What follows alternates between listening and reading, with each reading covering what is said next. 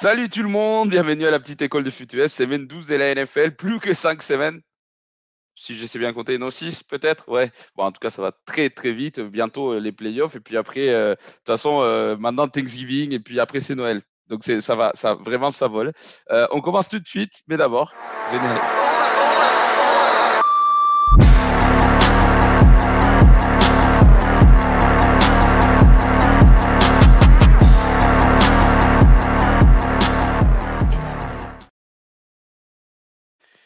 Bon, du coup, on va commencer avec peut-être le match le plus fou de la semaine dernière, et pourtant, il y en avait quand même quelques-uns dans la compétition. Mais on va faire juste une analyse. En fait, le désavantage, quand même, le red zone, c'est très bien. Hein, j'adore, hein, bien sûr. Ça te permet des tours à garder, mais aussi, ça te permet des pas. Enfin, ça te permet pas forcément. Ça te permet pas forcément ouais, de te concentrer sur un match en particulier. Donc là, typiquement, il y a eu des situations quand même assez intéressantes que j'ai vu un peu passer de travers. Et heureusement qu'il y a des fans comme Lucho, salut Lucho, qui est fan des Redskins, donc qui m'a soulevé cette action. Donc un plaquage et plutôt, du coup, une passe incomplète qui a été marquée en tant que passe incomplète, justement, mais qui aurait peut-être pu être marquée en tant que fumble. Donc, on va voir l'action. Déjà, ici, depuis la vue de haut, il faut dire quand même la ligne offensive de Dallas, le 60, là, il est minable. Mais bon, il fait la bonne lecture, le mec. Enfin, bonne lecture. Il avait potentiellement de bonnes lectures, aussi avec le fullback, bien sûr. Mais ça, c'est pas une mauvaise lecture. C'est devant les linebackers, de l'interzone. C'est fin des cartons, enfin tranquille. Troisième est long parce qu'il y avait une pénalité juste l'action d'avant. Donc on va rester tranquille, on va essayer de gagner quelques yards et on lance sur lui. Alors, le truc c'est que le mec il tombe. Et en tombant, justement, du coup, au moment de sécuriser la balle, il se fait contacter directement. Et la balle, elle sort. Et du coup, Washington, ils font ce qu'ils doivent faire. Et Bobby Warner, il célèbre, etc. La clé, par contre, pour la résolution du jeu, et là, on voit par exemple, on voit arriver cet arbitre-là qui est en train d'indiquer ses passes incomplètes.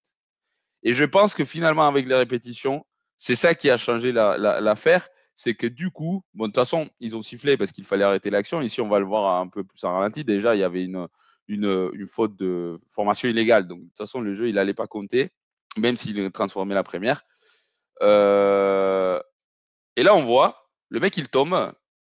Et en fait, je suis d'accord que quand on regarde un peu plus à détail, en fait, il fait quand même quelques petits pas. Donc, un, deux, trois. Voilà. Alors après, combien de pas sont vraiment des petits pas, mais bon, c'est un peu la règle, c'est deux pas, et essayer de. Voilà. Mais c'est surtout faire un move de football. Alors là, le mec, il est en train de se retourner, déjà, il est en train de tomber, donc clairement, c'est pas un move de football. Et encore une fois, le plus important, il a clairement le contrôle de la balle. Hein. Et pour les coups, quand on regarde vraiment un ralenti, mais moi, il m'a fallu regarder ce ralenti pour comprendre qu'il avait fait vraiment trois pas, quoi. Et sur le moment, mais les arbitres, enfin, c'est impossible de voir ça. Et pour eux, si déjà il est en train de tomber, il fait qu'un pas et demi. Et en plus, il fait pas des mouvements vers l'avant. Il va pas de son plein gré vers l'avant, donc complètement. Si vous voyez l'arbitre derrière, il est déjà en train de siffler.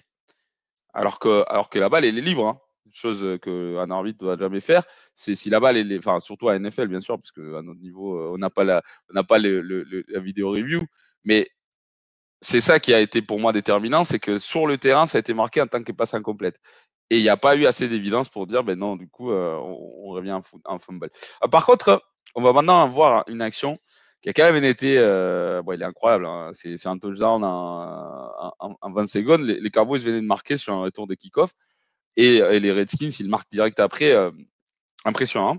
Surtout que les Cowboys sont en train de, quand même de jouer une couverture profonde. Donc, alors, à l'occasion, c'est ce qu'on appelle, et on a déjà marqué le carapace coverage, on dirait, en tout cas sur le début, c'est pas le cas, c'est plutôt une cover 3, parce que ce safety-là, il va venir s'incruster dans cette zone-là.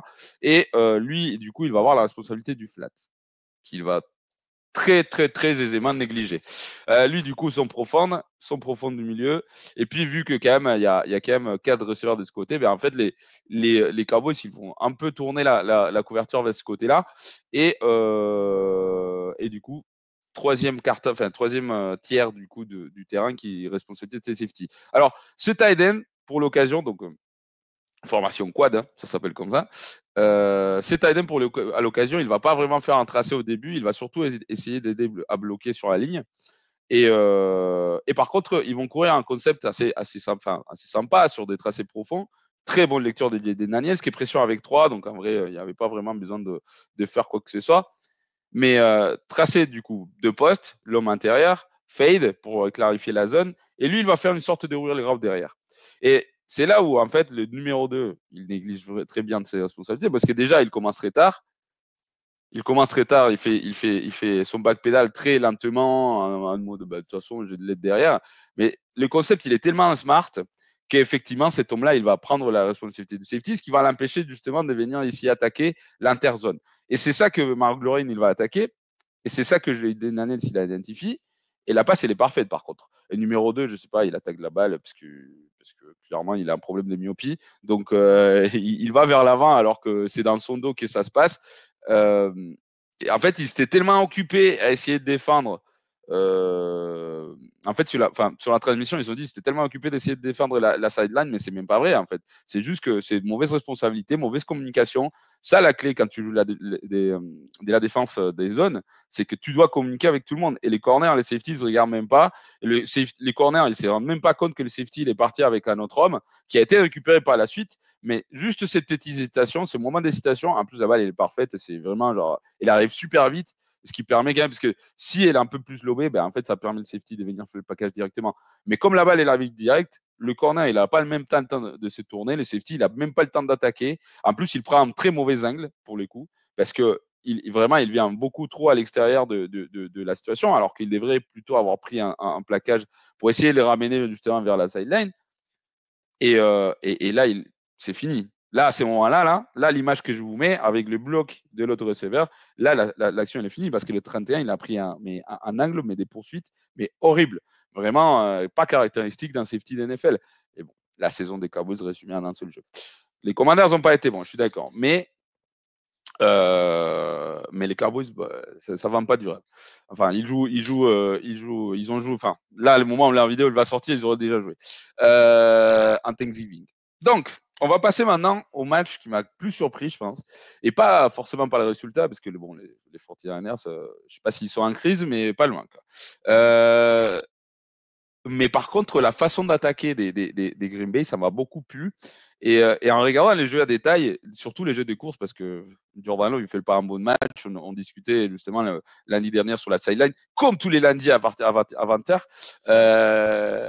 On discutait justement, et en fait, quand Jordan Love il prend la balle, ben, on est passé. Hein. Et il y avait justement Adam et un autre fan des Green Bay sur le chat qui disait ça. Et je suis d'accord. Et c'est vrai que du coup, il ne progresse pas. Mais quand tu cours la balle, comme ils ont fait contre San Francisco, tu n'as pas besoin.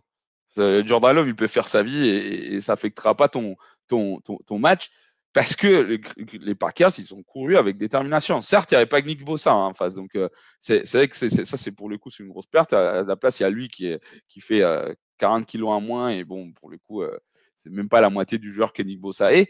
Mais ils ont beaucoup joué justement avec les déplacements, avec la mid-direction. Ils ont beaucoup essayé de confondre les linebackers. Alors, le personnel qu'ils ont utilisé, ça, c'est pour le coup, c'est la première série du jeu.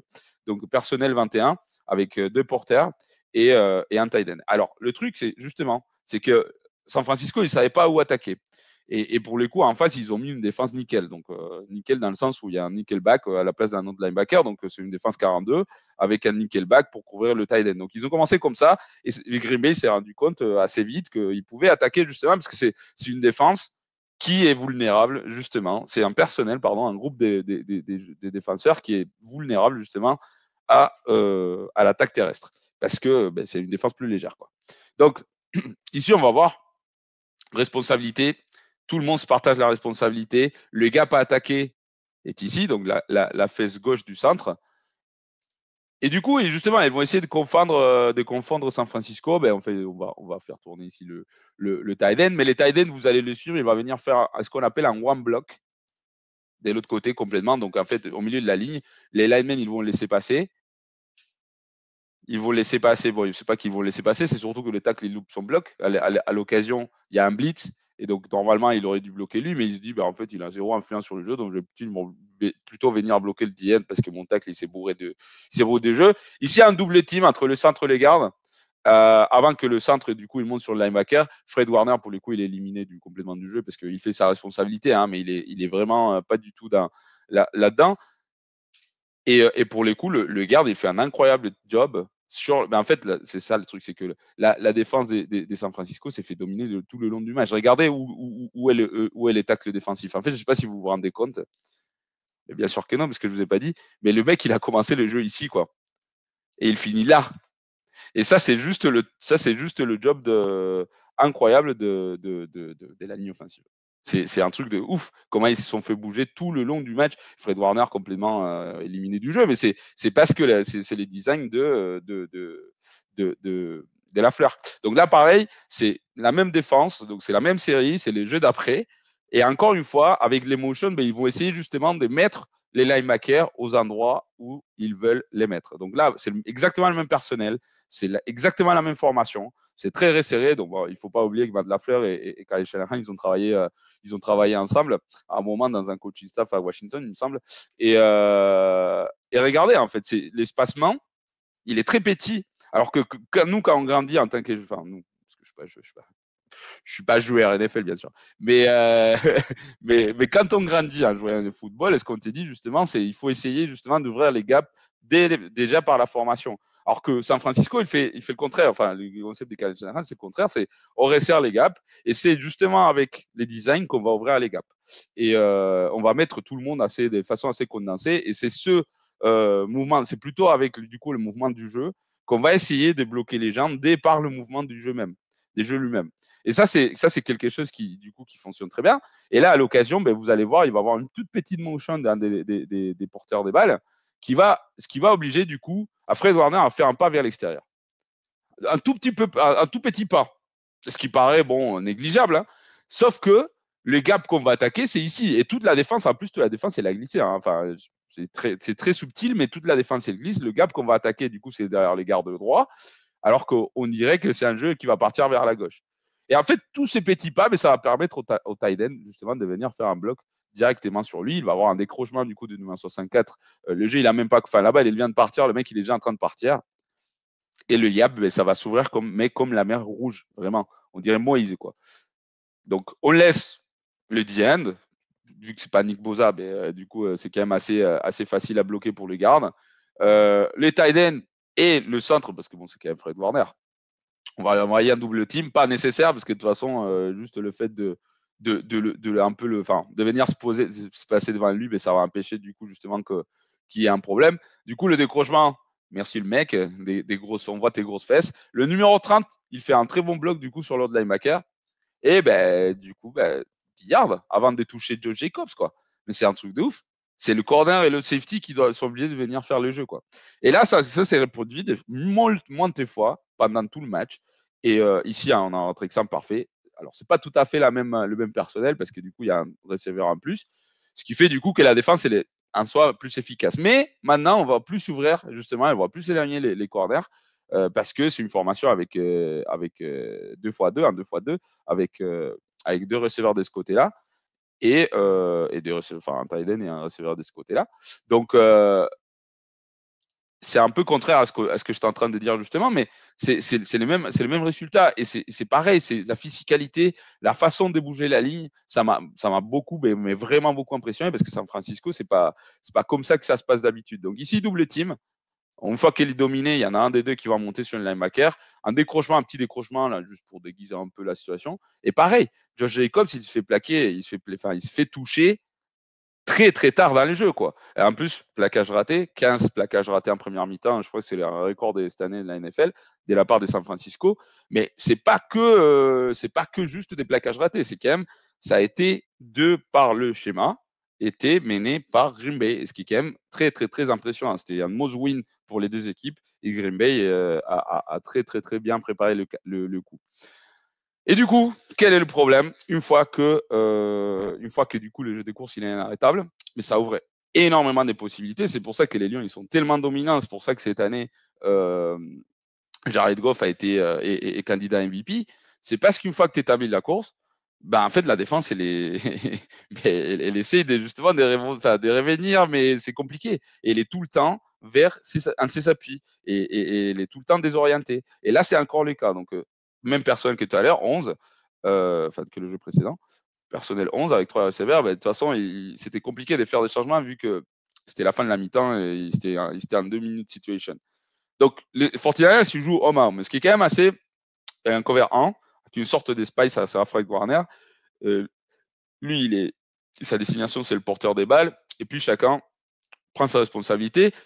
Pour lui, surtout, c'est un peu compliqué. Donc, au début, on pourrait se dire, en fait, c'est cover 2 vu le déplacement initial, sauf que non, c'est cover 1 avec un seul safety, du coup, qui va prendre la place profonde.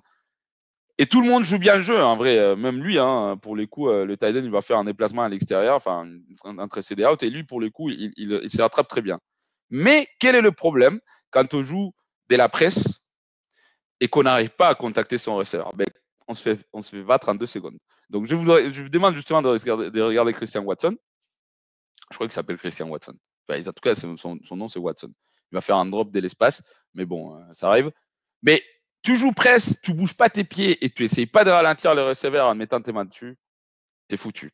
Et surtout que le mec, il va faire un tracé de fade, enfin, il va faire un tracé profond. Mais là, il est déjà battu et le safety, il est même pas au courant parce qu'en plus, il est obligé justement de venir aider aussi ici le corner qui est complètement isolé parce que c'est un peu compliqué, surtout si c'est un tracé à l'intérieur pour lui de suivre tout seul. Donc, le temps qu'il se rend compte qu'il faut qu'il se déplace jusqu'ici, il y avait touchdown déjà. Sauf que Christian Watson, il s'est dit non, moi, je suis fan des 49ers, j'ai pas envie de les enfoncer encore plus. Et il a oublié qu'il travaillait, son boulot, c'était d'être receveur NFL. Il a tout oublié sur ses mécaniques. Merci d'avoir regardé jusqu'à la fin. J'espère que vous avez aimé. Donc, deuxième semaine consécutive où je sors une vidéo. Je vais essayer de faire des mêmes la semaine prochaine, même si je pars, ça va être un peu compliqué, je vais être en vacances, mais je vais quand même essayer de sortir du contenu. J'espère qu'en tout cas que vous avez kiffé. N'oubliez pas de me laisser un commentaire, un like, un j'aime. Voilà. Et puis, on se voit sur toutes les émissions de la chaîne Le Foot de A à Z. Je vous dis à bientôt, mais pas sans vous dire avant, continuez de profiter, comme toujours, de la NFL.